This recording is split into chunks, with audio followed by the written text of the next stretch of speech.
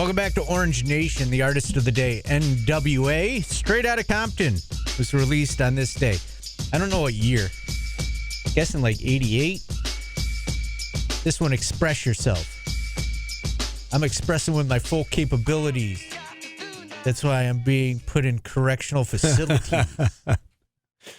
All right, with that, and thank you for playing that song, by the way. I specifically requested that problem. one yesterday. I wasn't quite as good as MC Ren. No, not quite. Not quite as good. All right. We are joined by our good friend Mike McAllister, publisher of Syracuse on SI, allsyracuse.com. Mike, we'll get into SU football here in a moment, but we have to jump in with the conference realignment talk. Paulie and I spent the last half hour discussing it. Cal and Stanford and the possibility of them coming to the ACC. What's your take on this whole thing with conference realignment as it pertains to the ACC? What do you think ends up happening to the conference? Well, first of all, I hate all of it. I'm very much a traditionalist in terms of the way the conferences are aligned. You know, the fact that Syracuse is out of the Big East and in the ACC didn't necessarily bother me, but the fact that you see West Coast schools going to the Big Ten and now potentially West Coast schools going to the ACC, it's just too much for me, and so I don't like it. I'll start with that, but as far as the ACC goes, I thought when I first started hearing about the fact that the Pac-12 and their media deal and all of that, it seemed to be like there was some peril there and that the Pac-12 schools were vulnerable for the picking, so to speak. I thought, given Florida State's clear unhappiness with the amount of money that they're getting, we know that Miami and Clemson, there's been some rumblings they kind of feel the same way, even though they haven't been as vocal about it.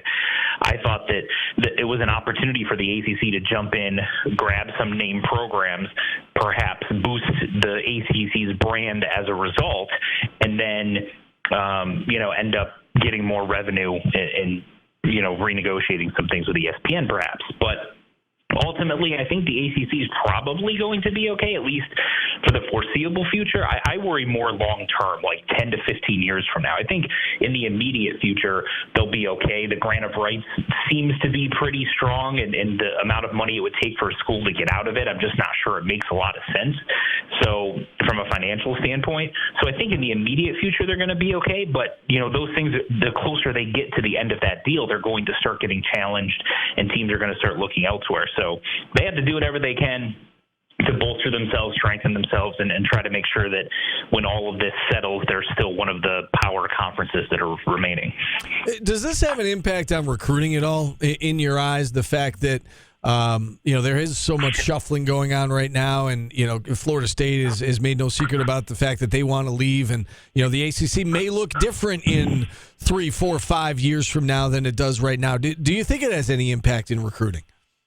I don't think it does immediately, but the longer this goes and the more rumblings there are about a school like Florida State being unhappy and the questions surrounding the future of the ACC, perception is reality. And if there is a perception that the ACC's future is in jeopardy, then yes, schools from other conferences, when they're recruiting against Syracuse, are going to use that against Syracuse. They're going to say, you don't know if Syracuse is going to end up in a Power 5 conference, because honestly, they'd be right.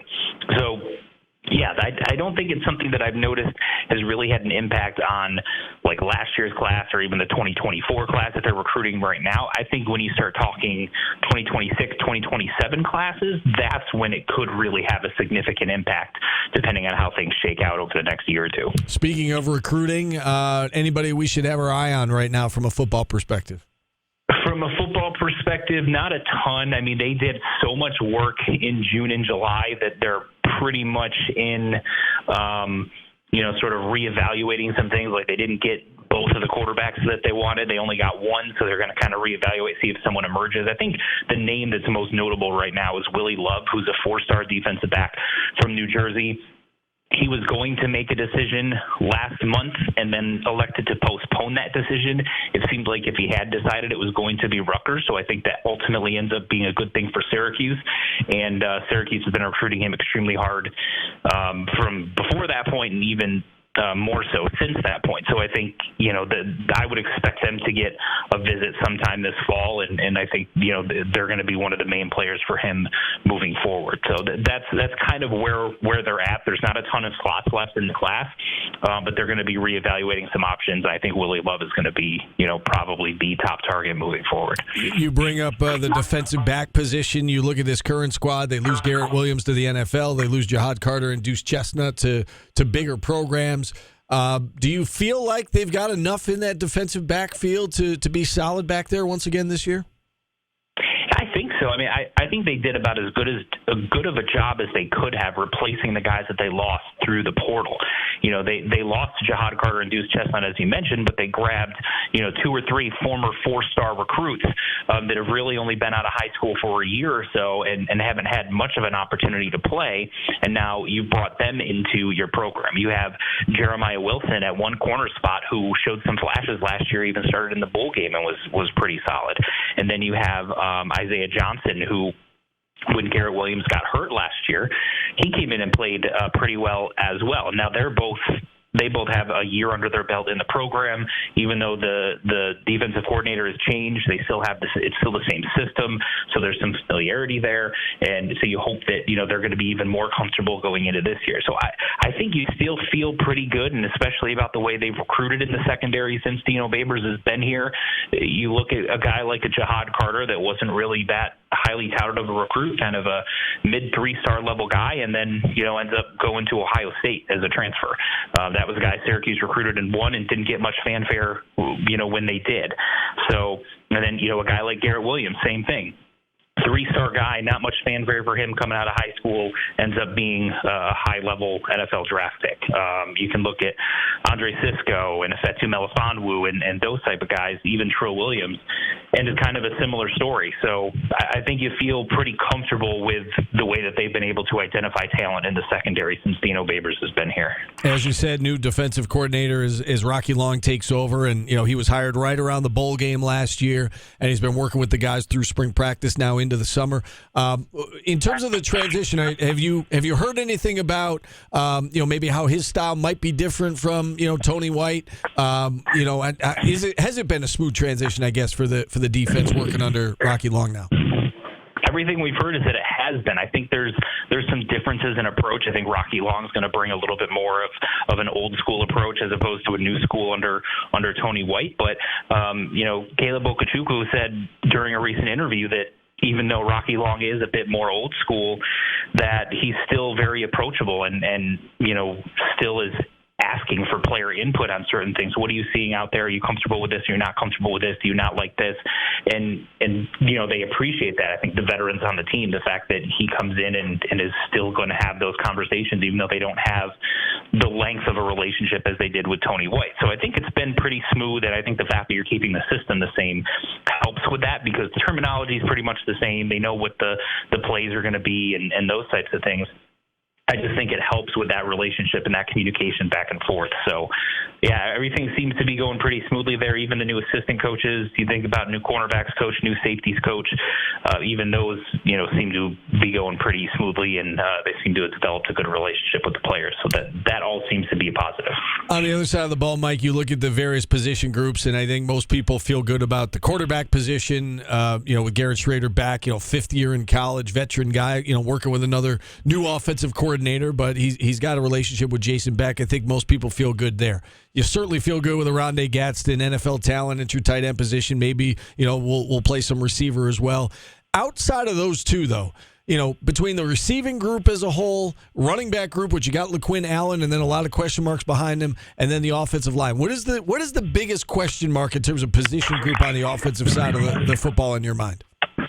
I still think it's offensive line, and the main reason being with LaQuinn Allen back, even with all that whole debacle that happened during the offseason, but he's going to be back. He showed, I think, the talent level and flashed quite a bit during the bowl game. So you feel pretty comfortable with him, and they've got some other options there, a couple of junior college guys that are coming in. Jawan Price is still here. He was there last year. So there's still they've got several options. So I think you feel comfortable there, even though it's tough to replace a guy like Sean Tucker. And yes, there are questions at receiver who can emerge to take some pressure off of Aronde Gadsden, obviously, but a lot of the guys that are going to be there are familiar names with Damian Alfords and, the Trevor Peñas and all those guys. Offensive line is a little bit different. You lost both your starting tackles from last season. You lost your starting center in Carlos Federello, even though he's bounced around to various positions. So you've got two returning guys at guard, but the other three positions are wide open, and you brought in several transfers and junior college guys to compete for those spots, along with the guys that are returning, but in that group, there aren't a lot of guys with significant playing experience other than maybe David Wallabaugh, who came in from Kentucky. So I just think that that's the spot where there's really a giant question mark, just because there's so much that we don't know, and because there's so many new faces competing for those spots. It's going to be really interesting to see how it plays out. We spoke with Garrett Schrader a week or so ago, and during that interview, he basically guaranteed a bowl game. He said, this team's making it to the postseason. How confident are you that this team is going to win at least 6 games, if not more, this year?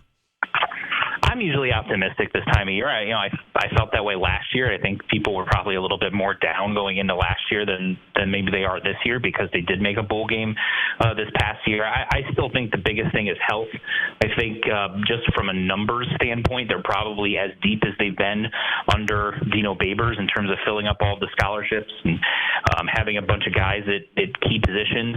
But they got to stay healthy, and I think it starts with Garrett Schrader and him being able to go through the whole season without having any setbacks and missing any starts, being hobbled as he was, the last half of the season last year. He just wasn't the same player as he was in the first half, and I think health was a big reason why. We saw that with the off-season surgery that he ended up having to have. So they got to keep those guys healthy, and I think if they do, they'll be able to get enough games under their belt to become bowl eligible. All right, I'm going to ask you one basketball question as we get you out of here. I know you had a chance to witness that Syracuse-Georgetown alumni game over the weekend on Sunday night. We didn't even really talk about it yesterday, given all the conference realignment talk. Tell us about that game. Is there anything that stood out to you? And do you like this idea moving forward of these alumni games over the summer?